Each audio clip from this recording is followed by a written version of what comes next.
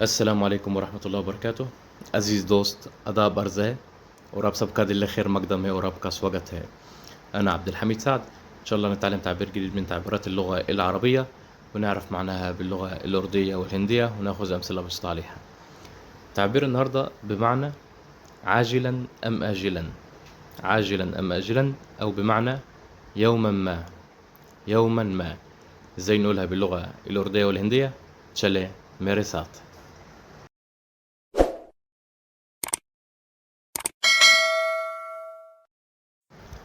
عاجلا أم آجلا أو يوما ما باللغة الأردية والهندية कभी न कभी.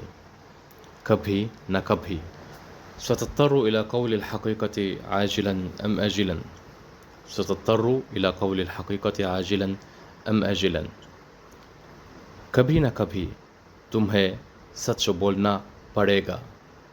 कभी न कभी तुम्हें सच बोलना पड़ेगा. يوما ما سأتزوج أيضا. يوما ما سأتزوج أيضا. कभी न कभी मेरी भी शादी होगी. कभी न कभी मेरी भी शादी होगी. عاجلا أم آجلا سوف يندم بالتأكيد. عاجلا أم آجلا سوف يندم بالتأكيد. कभी न कभी वो ज़रूर पछताएगा.